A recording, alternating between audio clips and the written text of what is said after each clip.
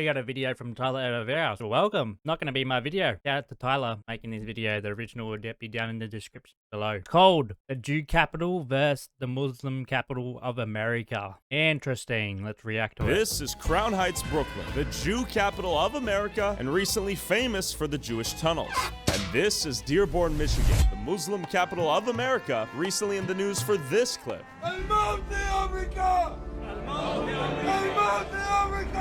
Both of these groups have seen a rapid increase in harassment and hate with the ongoing war between the Palestinians and Israel in Gaza. But how different are these two religions? And what do they really stand for? On my way to Brooklyn to meet up with the Hasidic Jews in Crown Heights, I learned of Columbia University students protesting in support of Palestine, setting up a liberated zone on campus, and then this happened. Listen to me now. They are not letting me on campus. Civil right as a Jewish person to be on campus. I have a right as a professor. I am a professor here. I have every right to be everywhere on campus. You cannot let people that support Hamas on campus and me, a professor, not go on campus. Let me in now. Before I infiltrate the university and see their camp, I wanted to hear what some of the protesters had to say.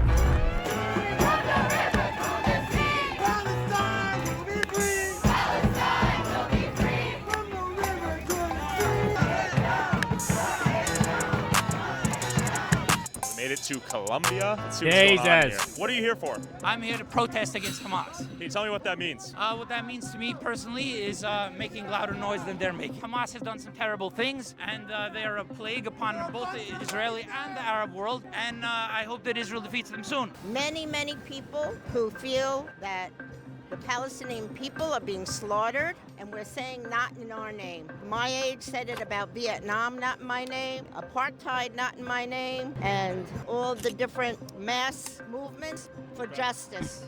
And that's what's happening here, supporting the students. Some people think that Jewish people have to defend Israel. I come from a long line of Jewish people. My relatives were killed in the Holocaust, but all of whom fought against injustice. And I think that is a tradition of Jewish people, not to continue to defend Israel blindly no matter what's happening. So when they say they stand for Hamas or they're in support of Hamas, what does that mean? From my perspective, and again, I understand that they might not understand what they're saying. Sure. What I see is I support the organization that killed my friend in Gaza 3 months ago. I support the organization that has been raining down rockets on civilians for literally decades.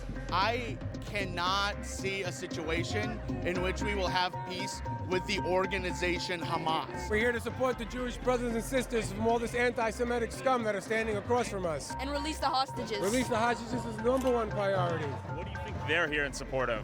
They're here in support of hate the Jews. They're not here to support Gaza. If they want to go to Gaza to help anybody of the Palestinians, they should go there to Gaza. So when someone says free Palestine, what does that mean? Yeah, what does that mean? That's a good idea. It actually means nothing. There really is no Palestine. There's no place on the map that's Palestine. And are most of these people here in support of Hamas or the Palestinians? And what is this? Most of these people don't know what they're here. I support the two-state solution, so I do not align 100% with all of their agenda, which is probably a one-state solution or something. I fully support that like Palestinian human rights are important, and like even in war there has to be morality of war. We're offering first-class free tickets to Gaza for any of these supporters who would like to go there and support Hamas and, you know, really support their cause. I mean, put their money where their mouth is, and we'll actually pay for it. They can go fight. They could fight, they can do aid, they could bandage the militants. Oh, shit. They could give blood to the militants, and all the girls here can go sleep with the militants and be one of their wives. It would be amazing. They would love it. They'd be welcomed, especially the LGBTQ community especially would really love it there. Partly, I can't believe people are spending this much money to get so stupid. And How much does it cost to go to school here? I believe it's around $80,000, $90,000 a year. If you study history, especially if you're Jewish, you're a bit sensitive to this behavior because anti-Zionism is quickly turning into anti-Jewish. Feel safe to be Jewish out here in New York City 2024? On college campuses, it's kind of terrifying. Get in there and you see people basically holding signs that I saw one that was, you know, the Jews on this campus are Hamas's next targets. It's like, that is Unbelievable. I What? saw a photo that was literally protesters stopping Jewish students from getting into buildings. And it's like that's straight up anti-Semitism. I think there are people that are a little more naive in the camp that do have good hearts that want the right thing, which is just to end bloodshed in like for people that don't deserve it. But you get lumped in with the worst ideologies that are a part of it, which includes wanting all Jews in the region just dead, supporting Hamas. You ask them what they think about Jews, and I've seen people say scum, like scum of the earth, dirty, like yada yada yada. With so many opinions on both sides, I wanted to hear from the actual students occupying Columbia and understand their motives. But it turns out they only talked to pre-approved press. They said they have no press policy right now. What do you mean? We have designated people to talk to press. Designated people? Can we be on background? What do you mean? Like, you know what on background means? No. What does it mean? These aren't serious journalists. They don't know what on background means. So. What do you mean? They said we're not serious journalists. We don't know what on background means. Given that I am, in fact, just a college dropout with a camera, I began scouting the entirety of the school's perimeter and quickly learned it was near impossible to enter the school without a student ID or without being pre-approved press. This place was crawling with NYPD and security everywhere. So I tried to sneak my way in with a group of other Columbia students going to school. Pocket it? Hello? Hello? Beep, beep. We're not allowed to record inside. Oh, I see. You guys go ahead and talk. You guys don't stay. Got it. Okay, so we definitely had access. I blame Pasha's blue jacket right now. Point to blue jacket. So the question is, how does one get in the schools? The police are blocking off every corner out here, doing their job, I get it, trying to remain peaceful out here, maintain the peace, etc. What's going on inside here? There are the teachers and the faculty, you know. Teachers, faculty, students, in a bunch of tents? There's students in the tents and the faculty and the teachers are up there. Got it. How many people would you say are in tents right now? Like a couple hundred? Yeah, a couple hundred. And that's been pretty consistent last couple days? Yeah, I think so. Probably an important thing right there. So my next idea was to go undercover as a protester, buy a scarf, put on 2 face masks, and raise the pitch of my voice to sound less threatening. I managed to sneak past a security guard playing a game on his mobile phone, and I had infiltrated Columbia. After entering the People's University for Palestine, I learned that everyone here was on high alert if you weren't pre-approved press. Unless you've been media trained, try to avoid the boundaries and just know like we're improving our like ability to take care of people's privacy, but we're still working on it. Okay. Just, thank you. Yeah, you got it. For sure. I focused on observing as much as I could without raising too much suspicion, and luckily enough, I had arrived just in time for a speech and an interpretive dance. Shame! We just wanted to like show the message here, the importance of like cutting the ties between Colombia and these companies. So for example, BlackRock, who we all hate, Chevron, Airbnb. I bet.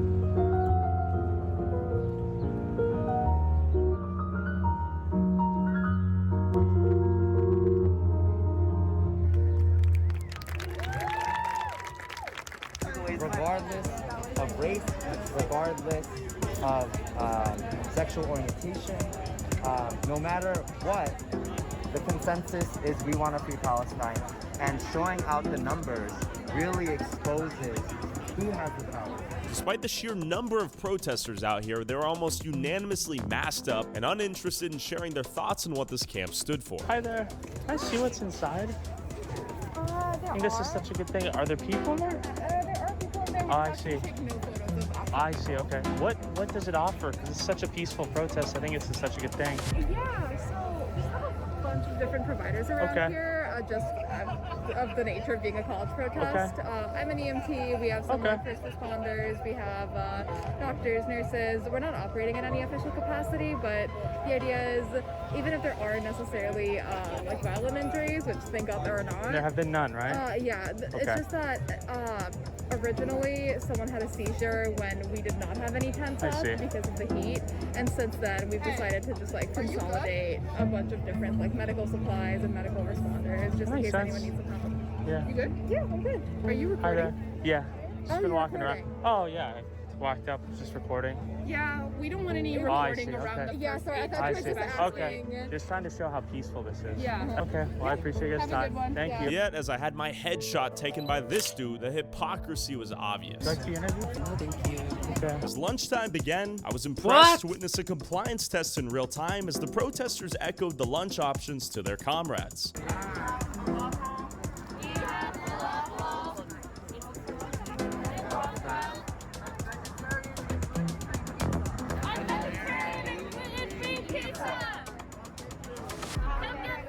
But given that I was not pre-approved press, my cover was eventually blown. Taking pictures of people's faces and everything. So if you could just be mindful of that. Thank you. Thank you. Appreciate it. While the liberated zone seemingly voiced unanimous support for Palestine, I found these dudes in the back holding an American flag. You guys are all students at Columbia here? Yes, sir. Are you guys Jewish? No. No? No. Stepping back up for America. You know, we're back, baby. We're not going to let this country fall. And American flags were also burned here? I don't know if it was burned off campus or on campus, but apparently something happened last night. So What do you think they're protesting for or against? What is their objective? I'm not too sure because I don't know if their protesting is going to have anything to do with the war going on over in the Middle East. Most of them probably just want to be affiliated with something. Most of them have no affiliation with Palestine. They don't really want to talk to anybody, you know? Yeah, I think they're just young kids, you know, a little immature. They don't really know how to handle something like this. I don't really blame them half much. I credit them for their devotion and their loyalty for what they're doing, but I think they're a little bit misinformed on how to actually get things done, and I think they're going about it the wrong way. But honestly, I don't really care about that. I just have to deal with the flag. This is a USA rally right here. That's right, yep. Okay. USA rally. Ben Burquam, Real America's Voice News. I think God bless these guys for being up here. And what one of the guys said, the people here don't appreciate. We got these guys down here, I would say mostly misguided. They want to destroy this country from within. We're in a battle for the future of our nation, and this is evidence of that. College campuses across America that have allowed leftist, communist, America haters to take it over, and this is what you get. And if we don't stand up as a country, Yeah, we it lose is. this nation. You go to Columbia? Yeah. What are your thoughts on this protest? I mean, honestly, if they didn't call for the murder of my entire family and all of my friends, I think it would have been like pretty wicked cool. But I think people like shitting on my lawn and like crying for the murder of my family is not very cool. I got spit on for speaking Hebrew on campus. When was this? This was like right after October 7th. All of my Israeli friends and most of my Jewish friends were too scared to go on campus. I just came down from downtown, thought I'd read a little. Robert, I don't know if you know, but Robert Kraft kind of pulled out. I saw that this morning. Significant Jewish donor. I don't think Jews can be here if they feel unsafe on this campus. It's not cool, and I'm like, I love protests. Like, I'm a big protest guy, but this is scary. Turn it on. So we agreed to community guidelines by virtue of walking in. Is this how this works? Yeah, I guess. I don't know. Well, we didn't sign anything. No, this is my lawns. I pay for these lawns. You pay what, 90 grand a year to come here? Yeah, I pay a lot of money, man. You pay full tuition? Yeah, a little bit of financial aid. So behind us as well, we have. Hello. We're just walking through. Thank you. Okay. Besides the implicit community guidelines concept, I would say a relatively chill experience. I think my time has come. Can I get the tents? No, well, it's like impossible to avoid people's faces I if see. you're filming the tent. I can't even just record? Well, I mean, when you came in, you agreed to the community guidelines, right? And so one of the... Did I sign something? No, you didn't. No, you didn't Oh, I sign see. it. I'm This just. is a good faith agreement. Yeah, I see. I see. Okay, that makes sense. After witnessing the Columbia Liberated Zone before protesters broke into a building, were arrested by NYPD, and the camp was shut down, I met up with Ahmed in the Muslim capital of America, Dearborn, Michigan, and Rabbi Yoni in the Jew capital of America, Crown Heights, Brooklyn, to better understand both sides of this conflict by entering communities that have brought their culture from the Middle Here we East go, and might get some maintained insight it in from the this. US. The synagogue. Let's go to the synagogue. All right. So out of all Hasidic groups, we delve deeply into the thought and understanding of why did God create the world in the first place? And what does it mean to have a soul? And what's our greater mission to the outside world? How do we see non-Jews or non-Hasidic Jews? So we headed into the synagogue that made national news a few months ago for illegally expanding the synagogue. And for this. is open to the public. Yeah, we're going right in. All right. So how many people come in here every day, would you say? The Jew tunnels. On a daily basis, thousands. Thousands? It's hustling and bustling. So here they're doing the afternoon prayers of Mincha. So we pray 3 times a day, morning, afternoon, and evening. So he's doing the afternoon prayers. And yeshiva study going on here. Prayers, learning, charity. Look at all these charity boxes. Right now, it's kind of empty in here. If you come back during prayer service. This is empty? This is empty. So during Passover, this is going to be packed? Packed. You wouldn't even be able to stand there. There would be thousands of people there. So the situation overseas, there was no security when we walked in. Is it dangerous to be here on a day-to-day basis? Does stuff go down? We have God as our security. Okay. The Garden of Israel doesn't slumber nor sleep. Interesting. So you don't have any safety concerns? No, we don't try to be reckless, and we're not. There are, as you saw outside, there is NYPD and the local sort of patrol that keeps an eye. So there is an eye. There's cameras. Is it a dangerous time to be a Jew, from your perspective? Absolutely not. It's never a dangerous time. As a Jew, we have to be proud of who we are. Realize we have a mission. We're called the chosen people, and the reason we're called the chosen people is because God said, "I want one nation to teach the rest of the world." And you're chosen, just like you have a teacher in the classroom and you have students. So God chose us, and God said to tell the world a special message. He told us to be an Ar Lagoyim, a light unto the nations. Right now, everyone here is in exile. Yes. The Jews were in the Holy Land a couple thousand years ago. The Babylonians sort of kicked them out, and they were dispersed to all 4 corners of the globe. Where did the expansion happen? Is it downstairs? No, that's over there. Oh, it's literally right over there. Yeah, that plywood over there. You see how it's different than the rest? Right over there? Yeah, right there. Oh, so they sealed it off? Yeah, they filled it up. They put cement, and people were very upset. They thought it was anti-Semitism. And so you see it's a busy place, and you're not getting the feel of how packed it is. And then the last decade, it's completely grown in size, so you need more room. Obviously, like a lot of stories gets blown out of proportion. What's one thing you think people misunderstand about Hasidic Jews? Could be sometimes a person comes over and we're not nice to them. It's not because we're not nice. We try to be nice to everyone, and there's nothing wrong of us. Everyone is different. Yeah, people think that we're closed, and we don't. We like to live in our community, and the community lives together. We're basically one. We're all one. Everything is for one reason, to make God happy. What do you think the fundamental source of anti-Semitism is? Because the Jews are successful, and they have a way of thinking in the right direction, and they're successful. While the Jewish community is seemingly hated more than ever right now, with the exception of the Holocaust, of course, the Muslim community is facing accusations of being homophobic, violent, and terroristic, and this protester in Dearborn religion recently is pretty did wild. not help.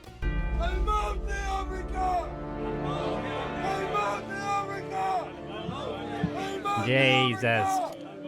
Malcolm X said, and I quote, "We live in one of the rottenest countries that has ever existed on this earth. It's not Genocide Joe that has to go. It's the entire system that has to go." Quiet struggle over identity is playing out in Muslim communities nationwide, advocates say. Dearborn has been leading the conversation, a model of peaceful coexistence between Christian, Jewish, and Muslim Americans thriving together. Many Dearborners grieved the dead on 9/11/2001. Outsiders have used the city over the past 20 years as a stage for conspiracy theories, bigotry, and hate. This community has been an epicenter of anti-Muslim hate and xenophobia. I think Islam hates us. We got Sanaa, Dr. Khalid, with professional ties. So we got everything insulated in the community. We are in Little Middle East out here, which is cool. Shout out the United States of America. This is one of the few places in the world I feel like where you can have a melting pot of all these cultures. Where do you think people got the idea that Islam was a religion of violence and not peace? That one fucking president. George Bush? Yeah. There is some hate here and there, but at the same time, you just avoid it. How is it being a Muslim in 2024? For me, it's pretty simple, but for the younger ones, it is kind of difficult. I don't know if you guys heard, about a year ago or 2 years ago, there was an incident where books were placed in the library in the private public schools. Nobody knew about it until somebody came on. Like gay books? Yes. Like how to have sex, like anal sex with men, or? Yes. Okay, all right. They're not meant to be. Whoa, what the fuck? This is for me? Okay, that's cool. It ended up in my hands. Yeah. Got a copy of the Quran. I'm gonna read this. Thank you so much. questions? This would be cool to see what's going on here. No wonder they're Can we homophobic. interview you? We're trying to learn more about the town and the Muslim faith. Of course, it's peaceful. It's very peaceful. The national media portray Dearborn like not a city in America. Really? To the contrary. Everything is like any other city, very diverse. You'll see a church. Yeah, we saw the Orthodox, we saw the You'll see Catholic. the bar. And it's a great city to raise a family. You have Lebanese, Yemenis, Iraqis, as far as Middle Eastern, Palestinians, Jordanians. It's a melting pot. Yeah. You hear a lot of interesting things, especially on Fox News. You get so much hate in the city, but if you come down here, it's honestly one of the most hospitable, lovable communities you'll ever see. People literally follow themselves just to try to help somebody out. It's a great town, great area to raise a family, kids. Why do you think Dearborn became a Muslim hub? I think because of the more population of the Arabics, you know, the Middle Easterns. So yeah, most of them, they feel like they are back home in the country, you know what I'm talking about? You could see just, they walk in with scarves, they walk in with, you know. It's like a tiny country within a country. Yep. I have friends of mine that are Jewish, that are Christian, that are Hindu. Everybody, food brings everybody together, so Man. everybody loves Dearborn. It's all love out here. Yes. So it's not like some warring religious factions against each other. I don't know. Take a look. Seems pretty peaceful. We're gonna meet up with our buddy Ahmed. Which one? That's a great question. There he is. Ahmed, how you doing? We're trying to meet some locals before you came here. Nice. I see you came to the right place. Ahmed, how are you? I'm doing good. Hey, how you doing, man? We're getting treats? Yo, I really appreciate that. Thank you so much. No, you're good, Habibi. Wallah, thank you. Look at this community. Yeah, Hospitality is huge, bro. This is awesome. Thank you. While both the Jewish and Muslim communities extended Now that's extreme cool, man. hospitality to me and generous gifts like this fedora. Oh, yeah. So this could be worn brim down like that? That is cool. And free food at this Yemenis cafe. That's good. Bro, this is like a fruit explosion. Why explosion, man? Come on, why would you pick that term? I was even Okay, invited really? to a party where they circumcised the Jewish baby. Welcome, everybody.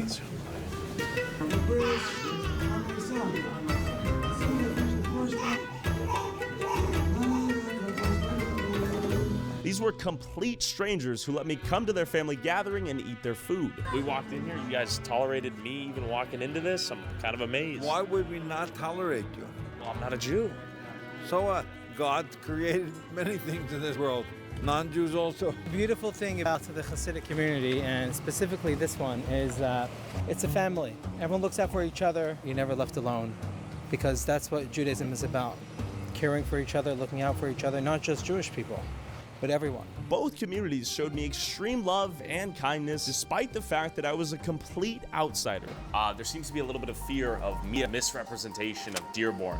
Why is that? Well, I mean, if you take a look at the news right now, for example, with what's going on with the war between Israel and Palestine, if you say you don't want people to be murdered, what can we do to minimize this or stop this? It's like they're throwing that terrorist label out so quick. And I think that's why a lot of people are really cautious, because it's becoming very, to label someone as a terrorist is a very serious crime. It's not a joke by any means. That's where a lot of the fear is stemming from. And I think with the amount of stress people are facing in this economy, there's not much difference between hopefully my life and any of the viewers' life. Yeah. You're pretty much working to pay bills and try not to get obese, There's not much time to create terrorist activities.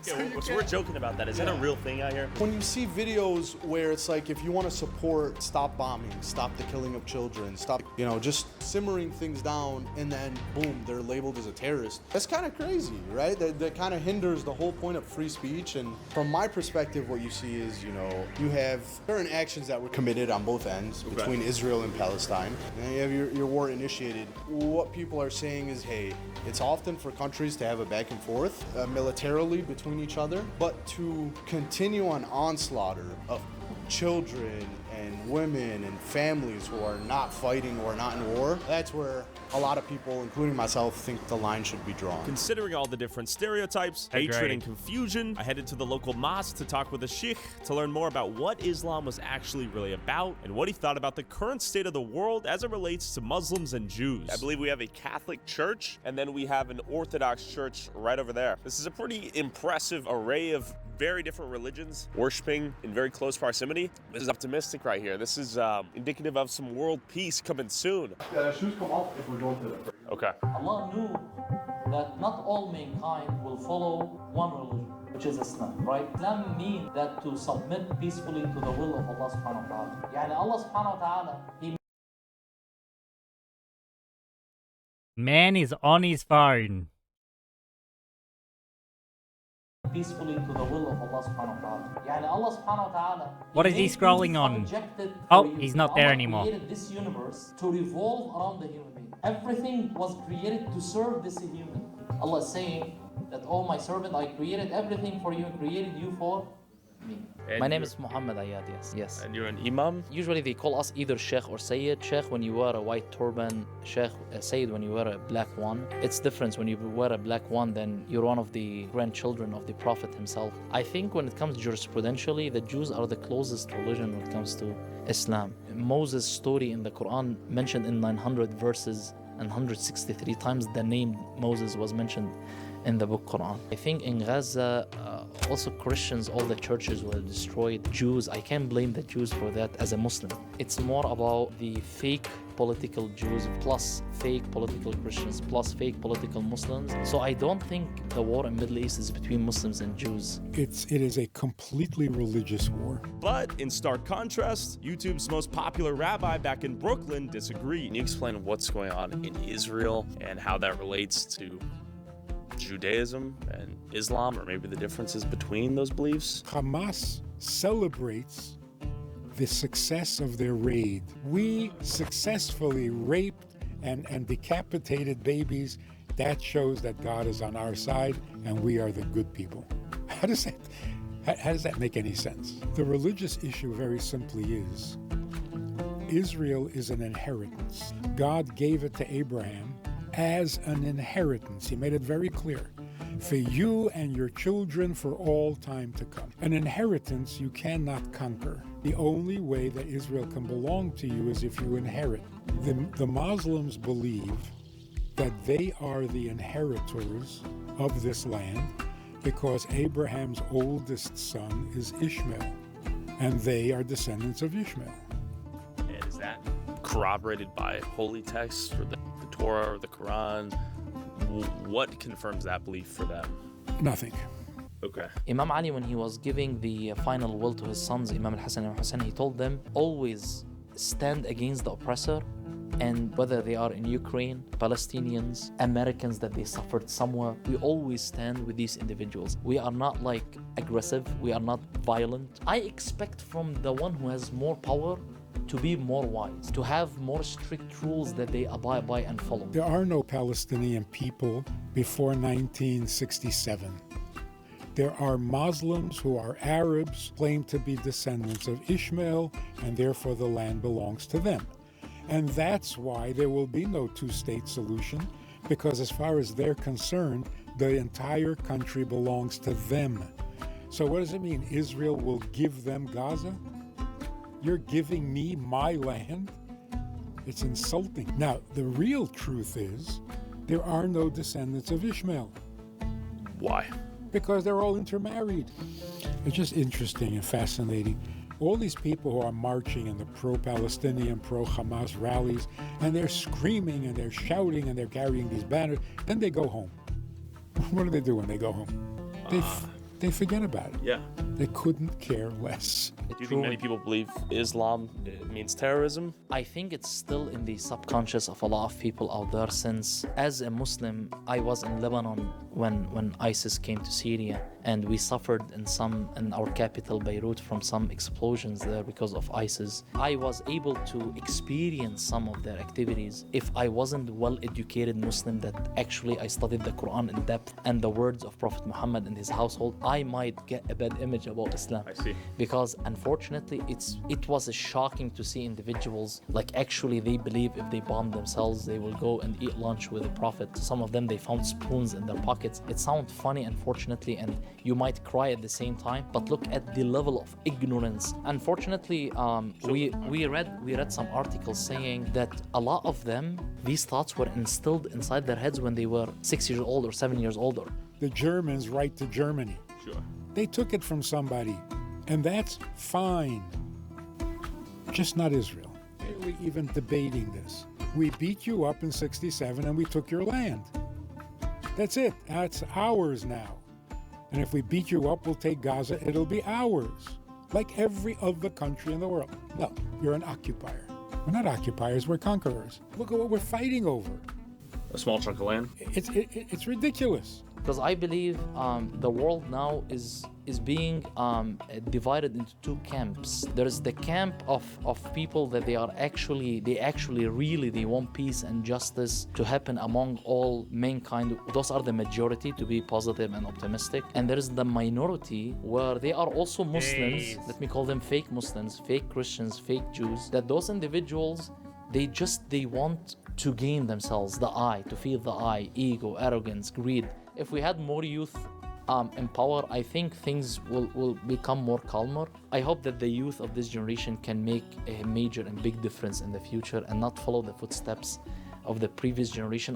I'm talking about the minorities, that they are just seeking power. Like one of the philosophers, he said, if the human is following his desires, if he owned the world, he will be looking at the skies. So conquering the universe, you know? Given the importance of the youth, I want to cross the street from the mosque to the middle school where a lot of these kids are actually refugees from the Middle East. Hello.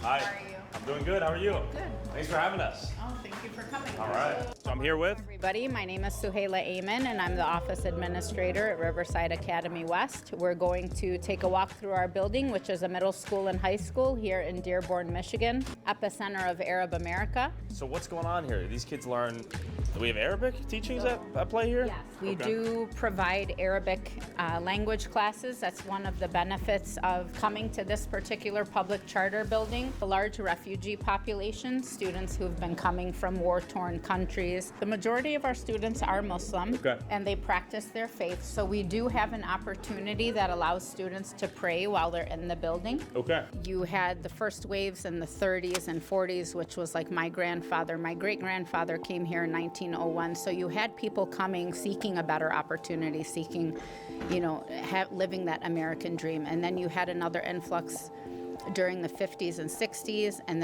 again in the 70s, 80s. And then what we saw in that fourth wave were during the 90s and 2000s were as a result of war. So we have had a recent influx of Syrian and Yemeni refugees that we've seen coming in, especially within the Syrian communities. And it's unfortunate because some of these kids have never seen the inside of a classroom. You guys want to say what's up? What are you guys learning? Oh my gosh, bro. Oh, me too. I love you too. Hey, thank you for watching. What are you guys learning right now? Some Arabic right now. Arabic? How do you guys like the school? It's nice. It's my first day. Is your first day? It's my first year, Okay. I moved, Where are you from? I'm from Yemen. Yemen? Oh, get on here. Where are you guys from? Iraq. Yemen, yeah. Syria. Syria? Yeah. Hi, YouTube. Yeah, say what's up to YouTube. Yeah!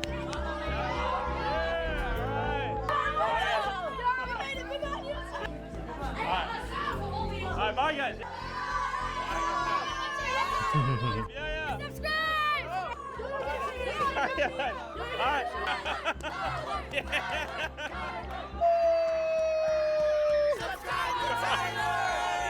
right. Thank you so much for having us. Where can the people find you, and can they see your business? Thank you, yes. So we're Big Time Graphics. DM me on Instagram if you guys need anything. Our IG is Big Time Graphics. At the end is 2 S's. You can find us on YouTube at Hanging with Hasidics, and you could book a tour of our Crown Heights Hasidic community. Go behind the scenes. We'll open many closed doors. Also, whoever has the most viewed TikTok or YouTube short using a clip from this video, I'll send you $500. Post however many times you want, but you must tag my TikTok/YouTube @ and put YouTube that was good. Tyler That was Oliveira in the interesting. title/description. Very interesting.